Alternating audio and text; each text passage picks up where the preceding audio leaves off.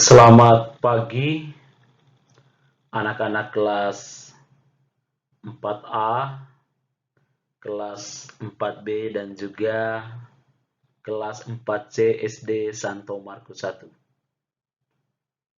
Pada pagi hari ini, kita akan mengikuti pelajaran agama dengan tema Mujizat-mujizat Yesus. Ini pelajaran 17. Silakan anak-anak membuka buku agama pada halaman 199. Anak-anak yang terkasih, beberapa minggu lalu sebelum ujian penilaian tengah semester, kita sudah belajar tentang salah satu cara Yesus mewartakan kerajaan Allah adalah melalui perumpamaan atau melalui dongeng. Seperti itu. Pada hari ini kita juga belajar salah satu cara Yesus mewartakan kerajaan Allah adalah membuat mujizat. Kalau perumpamaan kemarin itu melalui kata-kata, sekarang melalui tindakan. Yesus membuktikan perkataannya itu melalui tindakan, yaitu membuat mujizat. Maka pada hari ini kita belajar tema mujizat-mujizat Yesus. Tetapi anak-anak, sebelum kita memulai pelajaran kita pada hari ini, alangkah baiknya kalau kita buka dengan doa pembukaan. Marilah kita mengambil sikap doa yang baik dan yang benar.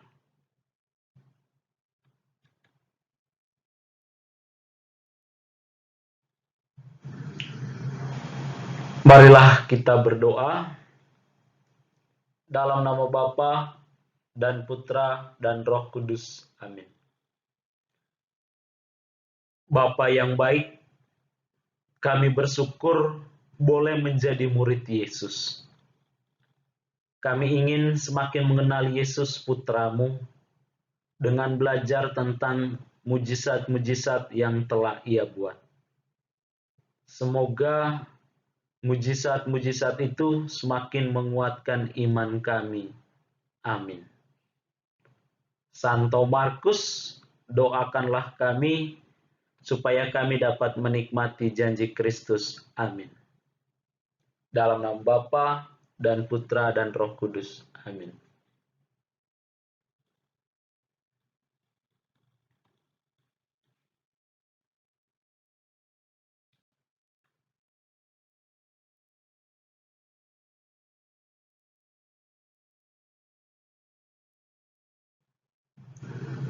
Anak-anak kelas 4 yang saya banggakan, tujuan kita mempelajari tema mujizat-mujizat Yesus adalah kita mau diajak untuk mengimani dan mensyukuri mujizat Yesus yang terjadi karena belas kasihnya kepada manusia. Bahwa Yesus melakukan mujizat itu karena dia itu memiliki kasih, atau dia itu turut merasakan apa yang dibutuhkan oleh manusia. Tujuan yang kedua adalah kita diajak untuk memahami dan menjelaskan makna dari setiap mujizat yang dilakukan oleh Yesus. Maka dalam pelajaran ini nanti kita hanya mendengarkan satu mujizat Yesus. Itu bukan berarti Yesus itu hanya membuat satu mujizat, tidak. Kalau kita membaca kitab suci, khususnya keempat Injil, kita menemukan banyak sekali mujizat-mujizat yang dilakukan oleh Yesus. Bukan cuma menyembuhkan orang buta, tetapi dia juga membangkitkan orang mati, membuat orang yang tuli itu mendengar, menyembuhkan orang yang sakit kusta, dan masih banyak lagi. Oleh karena itu, setelah pelajaran ini diharapkan anak-anak itu bisa menuliskan berbagai mujizat-mujizat yang dilakukan oleh Yesus. Seperti itu. Itulah tujuan kita mempelajari tema mujizat-mujizat Yesus.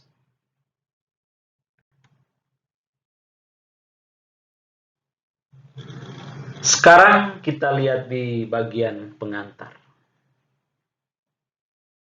Anak-anak yang terkasih, Yesus itu mempunyai perhatian yang khusus terhadap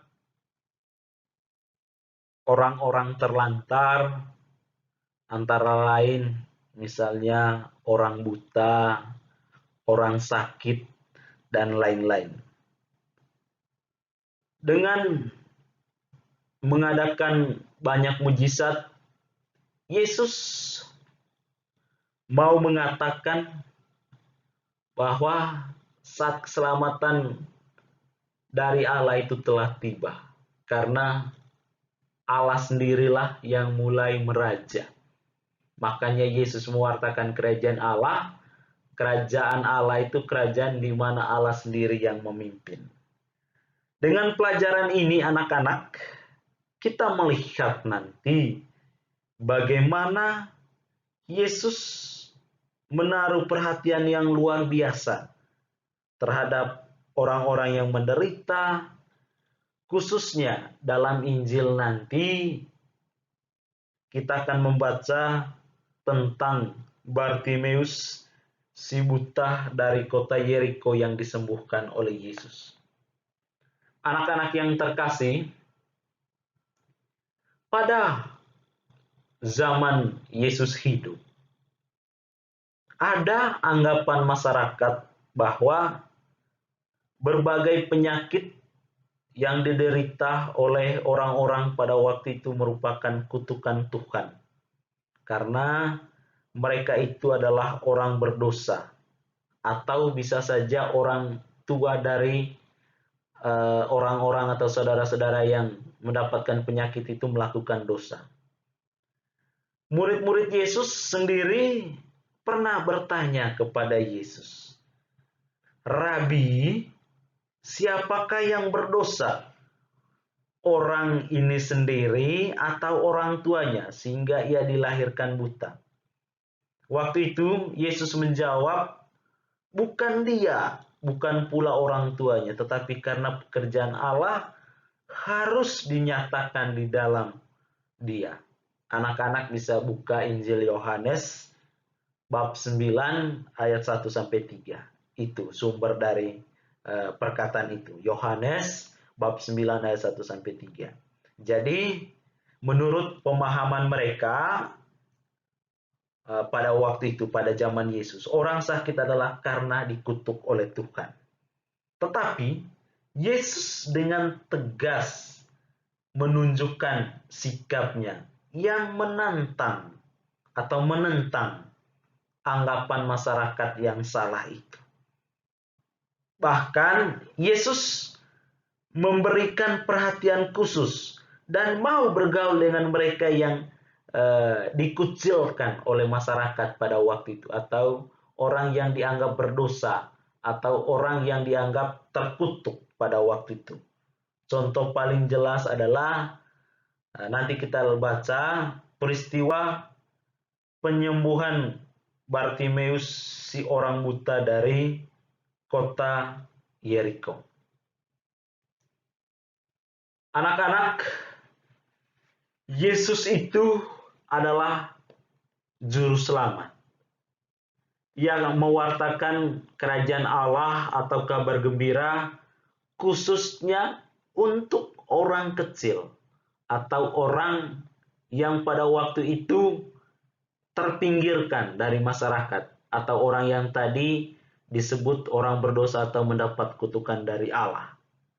Nah, dengan mengerjakan mujizat kepada mereka, antara lain menyembuhkan orang buta, Yesus mau mengatakan bahwa keselamatan yang dijanjikan oleh Allah kepada bangsa Israel itu telah tiba. Karena Allah sendirilah yang memimpinnya atau memulainya. Allah mulai aktif menyelamatkan manusia itu lewat Yesus Kristus yang diutus ke tengah dunia. Mujizat yang dilakukan oleh Yesus itu anak-anak bukan sekedar atau sekadar tanda supaya orang heran, wow, Yesus itu hebat. Bukan. Tetapi terlebih sebagai tanda bahwa Allah itu sedang menyelamatkan manusia dan juga dunia. Baik anak-anak, itu sedikit pengantar dari saya. Sekarang saya mengajak anak-anak untuk mendalami teks kitab suci yang tadi sudah Pak Ori sebutkan.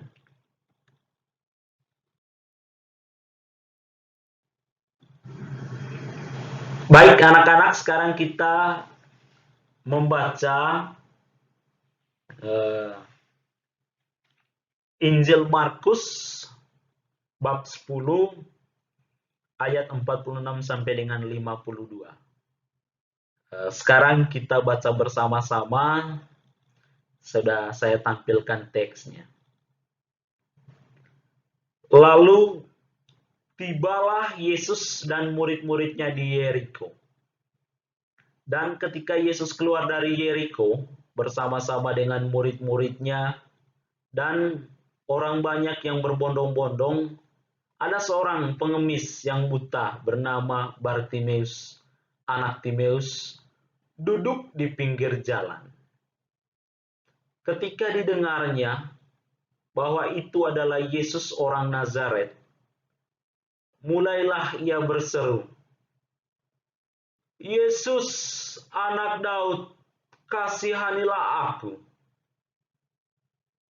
Banyak orang menegurnya supaya ia diam.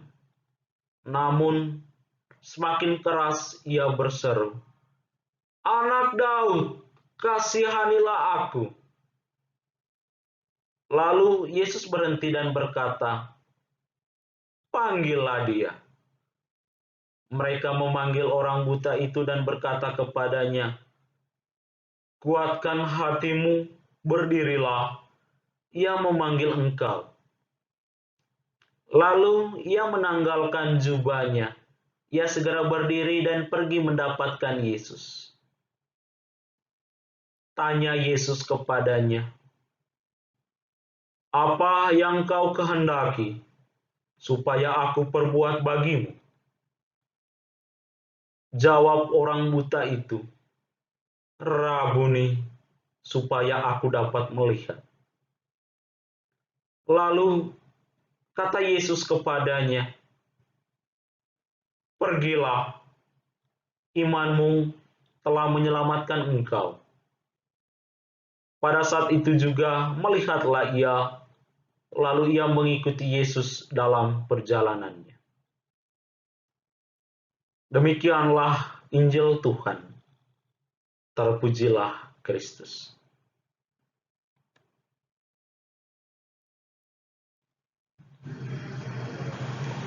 Anak-anak yang terkasih, ini adalah salah satu teks atau perikop yang menceritakan mujizat yang dilakukan oleh Yesus.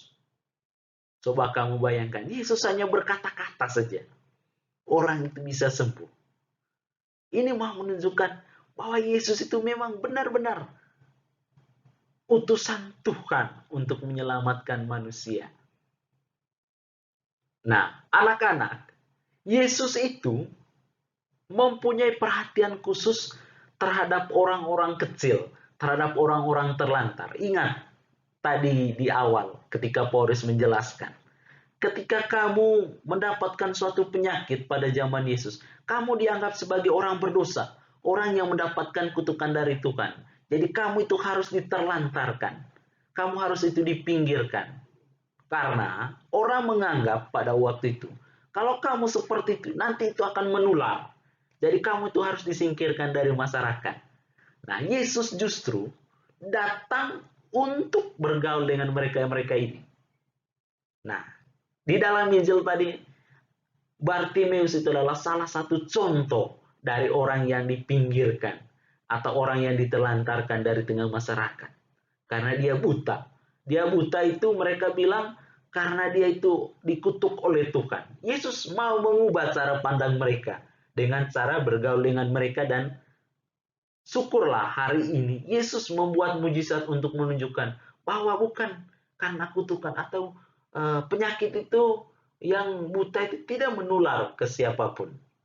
Nah, anak-anak yang terkasih, pada masa itu ada anggapan bahwa berbagai penyakit adalah kutukan Tuhan karena dosa para penderita atau dosa dari orang tuanya. Ini anak-anak yang saya maksudkan tadi. Coba kamu bayangkan, ya, tanpa saran atau pesan dari dokter, mereka sudah berani untuk menjudge saudara-saudaranya bahwa mereka ini penyakit karena dosa. Coba kamu bayangkan. Tetapi anak-anak, Yesus itu dengan tegas menunjukkan sikapnya yang menentang sikap itu atau pandangan masyarakat itu. Bahkan ia justru memberikan perhatian khusus dan bergaul akrab dengan mereka yang dipinggirkan itu atau yang diterlantarkan dalam kehidupan bermasyarakat. Yesus bahkan sangat peka terhadap orang-orang kecil seperti itu.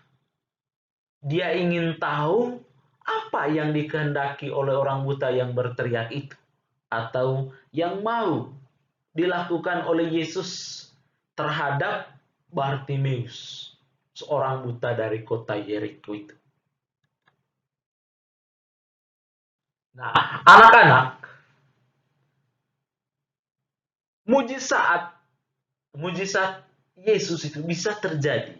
Karena apa? Karena kita percaya kepadanya. Karena imannya, Bartimeus itu disembuhkan oleh Yesus. Iman Bartimeus itu terutama tampak dari tekadnya untuk memanggil Yesus. Dia sudah mengalami cacat dan penghinaan, namun dia percaya bahwa Tuhan Yesus dapat membebaskan dia dari penderitaan dan penyakitnya. Ingat, di sini ada satu catatan penting. Mujizat Yesus itu dapat kita alami kalau kita percaya kepadanya. Kalau kita beriman kepadanya. Itu syarat utamanya. Kita percaya kepada Yesus. Kalau kita percaya, maka Yesus akan memberikan apa yang kita inginkan, apa yang kita butuhkan. Sama seperti yang dialami oleh Bartimeus. Yesus menyembuhkan mata Bartimeus, dan Bartimeus dapat melihat. Bukan saja melihat dunia sekitar anak-anak, tetapi yang terutama adalah melihat Yesus itu sendiri itu modelnya seperti apa. Kemudian Bartimeus ini percaya pada Yesus, dan ia dapat melihat Yesus itu secara lahir dan batin.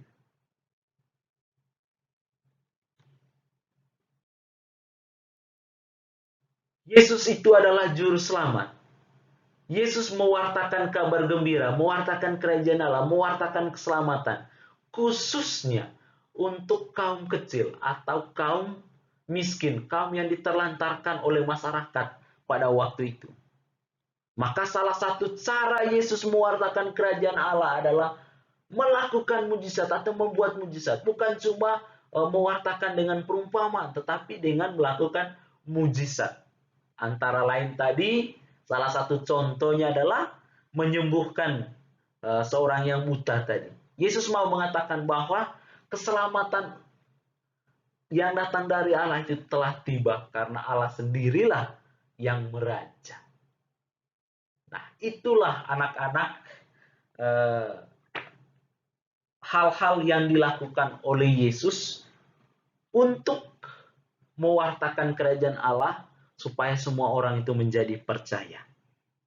Oleh karena itu, di akhir pelajaran ini, saya mau mengajak anak-anak kelas 4 untuk membuka kitab suci dan membaca mujizat-mujizat yang dilakukan oleh Yesus. Tadi itu hanya salah satu contoh saja, masih banyak dalam kitab suci. Oke, anak-anak silakan dengar baik-baik penjelasan pelajaran ini, karena ini nanti berguna bagi kehidupan kita untuk mengenal Yesus. Terima kasih untuk hari ini, dan pelajarannya saya cukupkan sampai di sini. Kita tutup pelajaran hari ini dengan doa. Marilah kita berdoa. Dalam nama Bapa dan Putra dan Roh Kudus. Amin. Ya Tuhan, kami mengucap syukur karena penyertaan-Mu dalam pelajaran ini. Semoga kami semakin beriman kepada Tuhan lewat mujizat. Demi Kristus Tuhan kami. Amin. Santo Markus, doakanlah kami supaya kami dapat menikmati janji Kristus. Amin. Dalam nama Bapa dan Putra dan Roh Kudus. Amin. Terima kasih untuk anak-anak yang sudah setia mendengarkan video pembelajaran ini. Saya mohon maaf apabila penjelasan saya kurang mudah dipahami. Tapi jangan patah semangat. Nanti Pak Oris akan menjelaskan pelajaran ini ketika kita melakukan Google Meet, supaya anak-anak itu semakin memahami pelajaran. Terima kasih, selamat pagi, Tuhan memberkati.